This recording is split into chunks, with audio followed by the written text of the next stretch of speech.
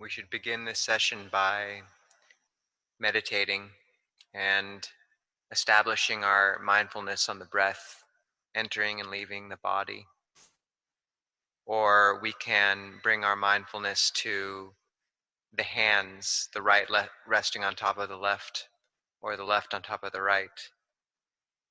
We should sit with an erect posture, keeping the spine straight and attempting not to lean forward, backwards, or to either side, and gently close the eyes.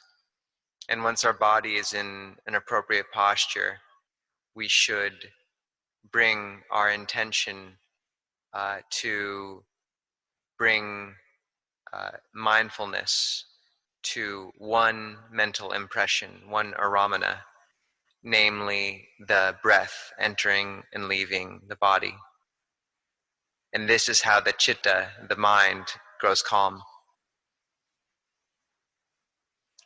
The breath in this case is the home of our mindfulness. It's where we establish it. And on the night of awakening, the Buddha also used this kammatthana, this meditation object, to make his mind calm and achieve awakening. It's an element of mindfulness of the body, kayanusati, and the first of the four foundations of mindfulness, or satipatthana. When the mind runs after various aromas, aramana, mental impressions, or thoughts, we should make effort to pull it back to its proper domain, its kammatthana object, or the breath. And this does take effort. If we don't apply any effort in these cases, then the mind will continuously and continually will run after every thought that comes up. And what it will encounter as it chases after this and that is just suffering, or a happiness that is not real or substantial. However, if we make effort and turn it towards the practice, it will begin to perceive truth. In the instance of this foundation of mindfulness of the body, it will see clearly the body's true nature. This form that we have been born into is vulnerable to hot and cold, to sickness, to various impingements from the surroundings. And when we see this, we see that there is a great deal of suffering tied up in the body and in our possession of a body. And this is the first noble truth of dukkha. When our body grows ill or experiences trouble or discomfort, we see the decay and the limitations of this form. And this becomes a cause for our mindfulness to arise and grow stronger. We see the limits of what we've taken as a refuge up until now and how it changes. We see that the mind, in a certain sense, is trapped in this body. Having been born, we come to possess this element of rupa, of form, and all the drawbacks and limitations and sufferings that come along with it. We see it experience sickness throughout our lives. Longpo himself has frequently experienced fevers. When he was a young monk, he got malaria, which sometimes raised his temperature up to 42 degrees Celsius. The pain and discomfort that are associated with the body are no small thing. However, with practice, we can make the mind steady, calm, and a refuge. From the vantage point of a quiet mind, we can see how the breath comes in and out, how it changes, and we can begin to establish calm and strength in the mind by bringing it again and again to this aspect of the body, just the breath. A skillful means, if we find that our mind is wandering, is to count the breaths. So inhaling, we count 1, exhaling 1, inhaling 2, exhaling 2, and so on up until 10. If we have no thought in the mind, then there's no need to count, but we can rather simply follow the sensation of the breathing. However, if we find that our mind is restless, then bringing this verbalization of counting to pair with the breath can be a skillful means.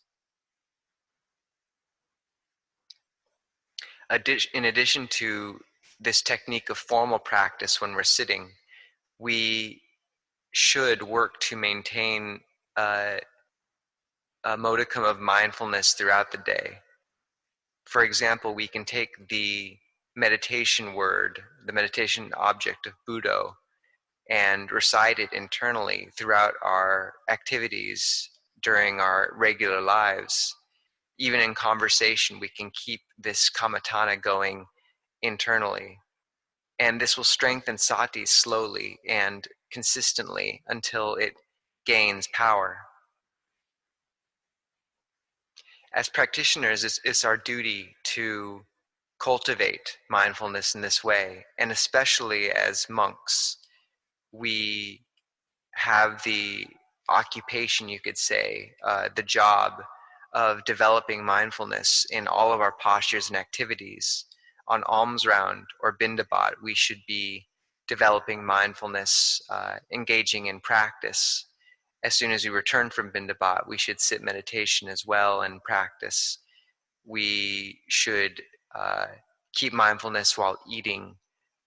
After eating, when we wash our bowls, we should work to similarly strengthen sati.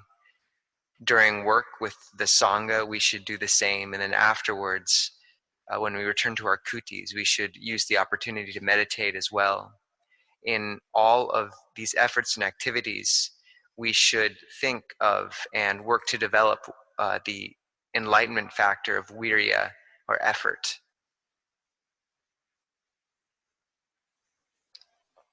And applying this factor of effort to the practice can take many forms, but it is essential that we are applying our intention in this way as practitioners.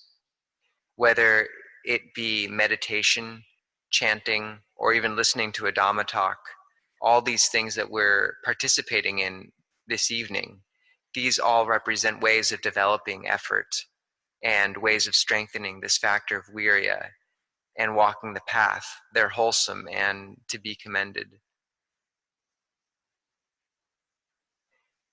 If there's no effort, then the mind will continually chase after the thoughts and impressions which come up. And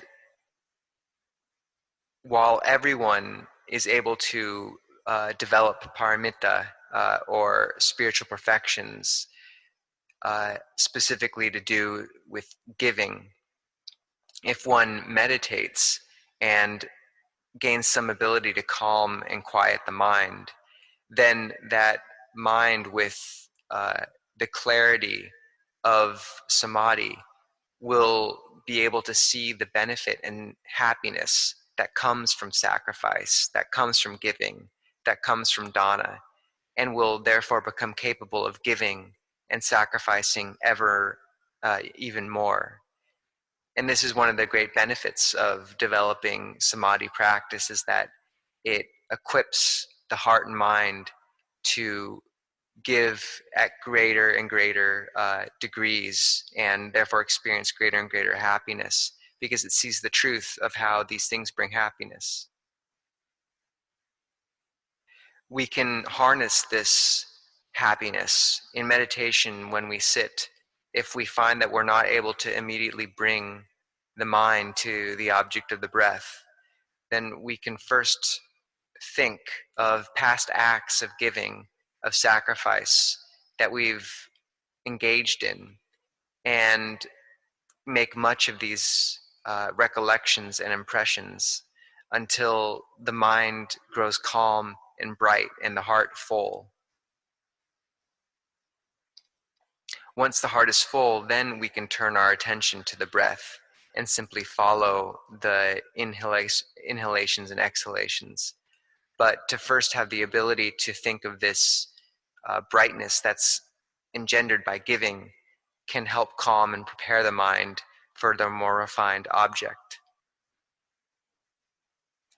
Similarly, we can bring to mind the Buddha and the recollection of the Buddha, or of the triple gem in full of the Buddha, the Dhamma, and the Sangha, and brighten the mind through recollecting those things. And then once the mind is happy and full, we can drop these recollections and once again come back to our main object of the breath.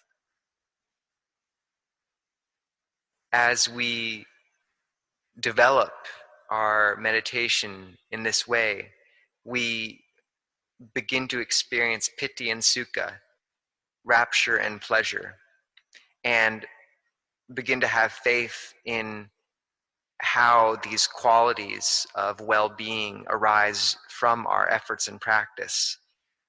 We see how they represent not just the fruit of formal practice, but the fruits of sila, of practicing good morality, of practicing giving, how all of these activities and qualities developed in our regular lives lead over time to the happiness of this refined nature that we experience more and more in meditation. This quality of rapture, piti, can be accompanied by many impressions. Sometimes we'll feel the body grow light and our mind grow light. Sometimes it'll feel large. Sometimes tears will run. All of these are impressions that sometimes come in tandem with the feeling of piti, of rapture. And as we practice and become more skilled in bringing up this rapture, we can become fairly competent at it and bring it at will. And in such a case, we might find that we can keep this level of well-being, of rapture and happiness coming from the practice fairly continuous throughout our days as we engage in regular activities like eating, sleeping, all of our regular work duties. We feel the residual brightness from this rapture still filling and nourishing the heart. Once the heart has been nourished and filled in this way, the mind, now quiet and calm, can finally see clearly. It perceives that all sankharas, all conditioned formations, are impermanent, not dependable. It sees that the body especially will decay, will grow sick, and is inherently not something we can depend on.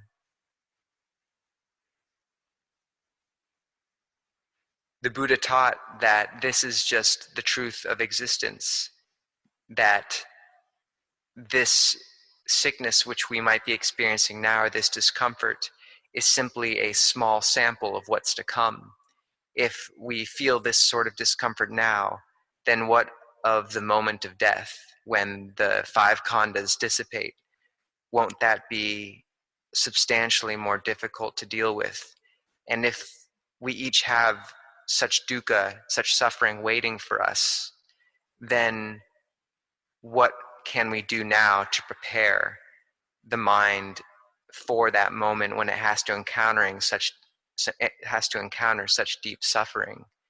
We need to practice. We can't be careless, because each of us has this suffering waiting for us.